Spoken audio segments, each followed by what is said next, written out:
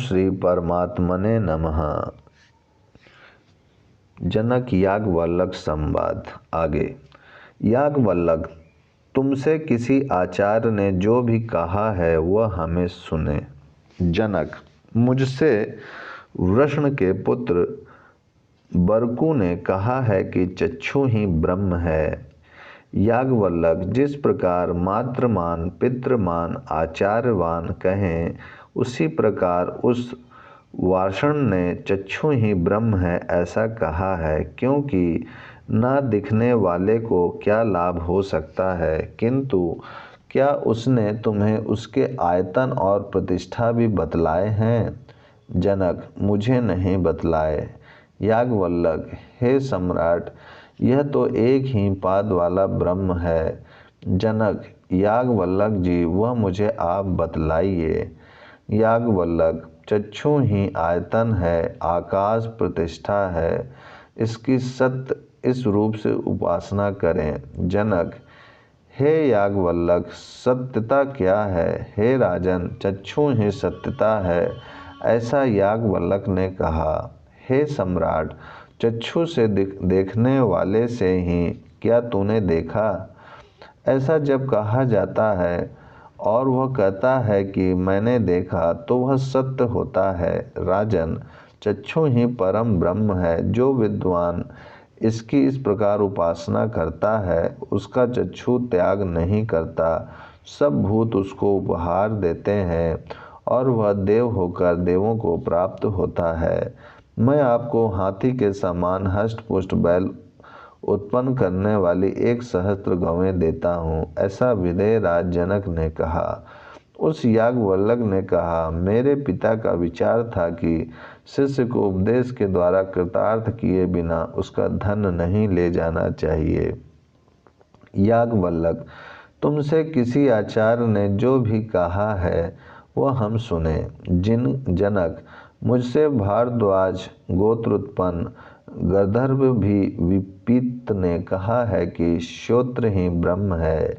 याज्ञवल्क्य, जिस प्रकार मातृमान पितृमान आचार्यवान कहें, उसी प्रकार उस भारद्वाज ने श्रोत ही ब्रह्म है ऐसा कहा है, क्योंकि न सुनने वाले को क्या लाभ हो सकता है, किंतु क्या उसने तुम्हें उसके आयतन और प्रतिष्ठा भी बतलाए हैं? जनक, मुझे नहीं बतलाए। याज्ञवल्क्य, हे सम्राट, यह तो एक ही पाद वाला ब्रह्म है।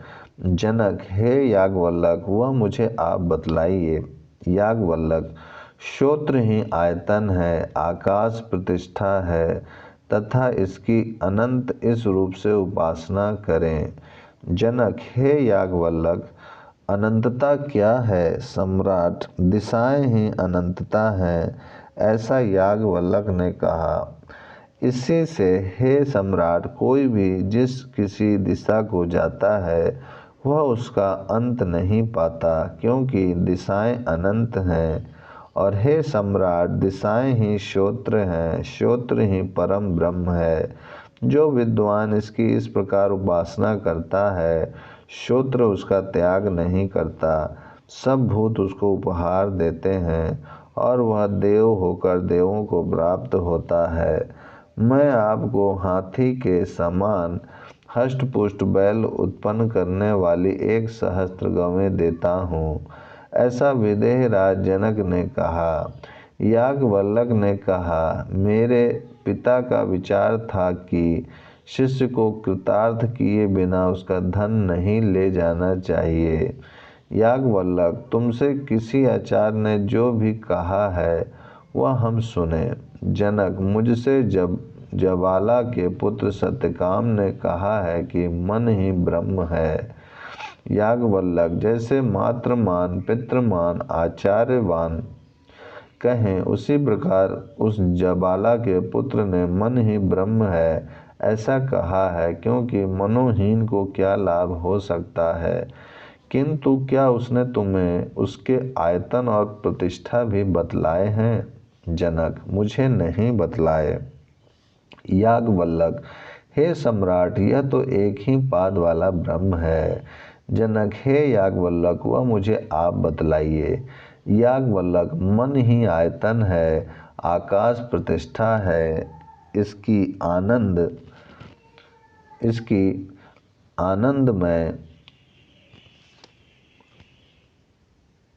आनंद इस रूप से उपासना करें। जनक, याज्ञवल्क, आनंदता क्या है? हे सम्राट, मन ही आनंदता है, ऐसा याज्ञवल्क ने कहा। हे राजन, मन से ही स्त्री की इच्छा करता है, उसमें अनुरूप पुत्र उत्पन्न होता है, वह आनंद है। हे सम्राट, मन ही परम ब्रह्म है, जो विद्वान इसकी इस प्रकार उपासना करता है, उसे मन नहीं त्यागता। सब भूत उसका उपकार करते हैं तथा वह देव होकर देवों को प्राप्त होता है।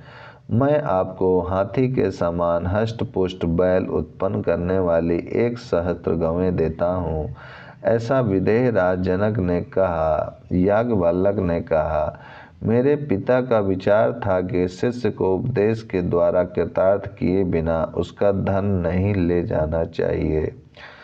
याज्ञवल्क, तुमसे किसी आचार्य ने जो भी कहा है वह हम सुने। जनक, मुझसे विदग्ध साकल्य ने कहा है कि हृदय ही ब्रह्म है।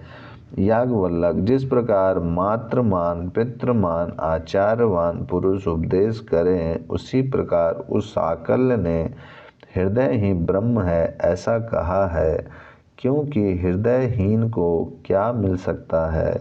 किंतु क्या उसने तुम्हें उसके आयतन और प्रतिष्ठा भी बतलाए हैं? जनक, मुझे नहीं बतलाए। याज्ञवल्क, हे सम्राट, यह तो एक पाद वाला ही ब्रह्म है। जनक, याज्ञवल्क, वह मुझे आप बतलाइए। याज्ञवल्क, हृदय ही आयतन है, आकाश प्रतिष्ठा है तथा इसकी स्थिति इस रूप से उपासना करें। जनक, याज्ञवल्क, स्थितता क्या है? हे सम्राट, हृदय ही स्थितता है, ऐसा याज्ञवल्क ने कहा। राजन, हृदय ही समस्त भूतों का आयतन है, हृदय की सब भूतों की प्रतिष्ठा है और हृदय में ही समस्त भूत प्रतिष्ठित होते हैं। हे सम्राट, हृदय ही परम ब्रह्म है, जो विद्वान इसकी इस प्रकार उपासना करता है, उसका हृदय त्याग नहीं करता। सब भूत उसको उपहार समर्पण करते हैं और वह देव होकर देवों को प्राप्त होता है। वैदेह, जनक ने कहा, मैं आपको हाथी के समान हष्ट पुष्ट बैल उत्पन्न करने वाली 1,000 गवें देता हूँ। याज्ञवल्क ने कहा, मेरे पिता का विचार था कि शिष्य को उपदेश के द्वारा कृतार्थ किए बिना उसका धन नहीं ले जाना चाहिए। द्वितीय ब्राह्मण। याज्ञवल्क का जनक को उपदेश। विदेहराज जनक ने कुर्च नामक एक विशेष प्रकार के आसन से उठकर याज्ञवल्क के समीप जाकर कहा, याज्ञवल्क जी, आपको नमस्कार है, मुझे उपदेश कीजिए। उस याज्ञवल्क ने कहा, राजन, जिस प्रकार लंबे मार्ग को जाने वाला पुरुष सम्यक प्रकार से रथ या नौका का आश्रय ले, उसी प्रकार तुम इन उपनिषदों उपासनाओं से युक्त प्राण आदि ब्रह्मों की उपासना कर समाहित चित्त हो गए हो। इस प्रकार तुम पूज्य श्रीमान अद्वित वेद और युक्त जिस आचार्य ने उपनिषद का उपदेश कर दिया है, ऐसे हो गए हो। इतना होने पर भी बताओ, तुम इस शरीर से छूटकर कहाँ जाओगे? जनक, भगवान, मैं कहाँ जाऊँगा सो मुझे मालूम नहीं। याज्ञवल्क, अब मैं तुम्हें यही बतलाऊंगा जहाँ तुम जाओगे। जनक, भगवान, मुझे बतलावें। यह जो दक्षिण नेत्र में पुरुष है, इंद्र नाम वाला है, उसी इस पुरुष को इंद्र होते हुए भी परोक्ष रूप से इंद्र कहते हैं, क्योंकि देवगण मानो परोक्ष प्रिय हैं, प्रत्यक्ष से द्वेष करने वाले हैं। और यह जो बाएं नेत्र में पुरुष रूप है, वह इस इंद्र की पत्नी विराट अन्न है। उन दोनों का यश मिलन का स्थान है, जो कि यह हृदय अंतर्गत आकाश है। उन दोनों का वह अन्न है, जो कि यह हृदय अंतर्गत लाल पिंड है। उन दोनों का यह प्रावरण है जो कि यह हृदय अंतर्गत जाल सा है। उन दोनों का यह मार्ग संचार करने का द्वार है जो कि यह हृदय से ऊपर की ओर नाड़ी जाती है। जिस प्रकार सहस्त्र भागों में विभक्त हुआ केश होता है, वैसे ही ये हिता नाम की नाड़ियाँ हृदय के भीतर स्थित हैं। इन्हीं के द्वारा जाता हुआ यह अन्न शरीर में जाता है। इसी से इस स्थूल शरीर अभिमानी वैश्वानर से यह सूक्ष्म देह अभिमानी तेजस सूक्ष्मतर आहार ग्रहण करने वाला ही होता है। उस विद्वान के पूर्व दिशा पूर्व प्राण है, दक्षिण दिशा दक्षिण प्राण है, पश्चिम दिशा पश्चिम प्राण है, उत्तर दिशा उत्तर प्राण है, ऊपर की दिशा ऊपर के प्राण है, नीचे के दिशा नीचे के प्राण है और संपूर्ण दिशाएं संपूर्ण प्राण है। वह यह नेति नेति रूप से वर्णन किया हुआ आत्मा अग्राह्य है, वह ग्रहण नहीं किया जाता। वह अशीर्य है, क्षीण नहीं होता यानी नष्ट नहीं होता, असंग है, उसका संग नहीं होता, वह अबद्ध है, व्यथित नहीं होता और क्षीण नहीं होता। हे जनक, तू निश्चय अभय को प्राप्त हो गया है, ऐसा याज्ञवल्क्य ने कहा। उस विधेय राज जनक ने कहा, भगवान याज्ञवल्क्य, जिन आपने मुझे अभय ब्रह्म का ज्ञान कराया है, उन आपको अभय प्राप्त हो, आपको नमस्कार है। यह विदेह देश और यह मैं आपके अधीन हूँ। ओम शांति शांति शांति।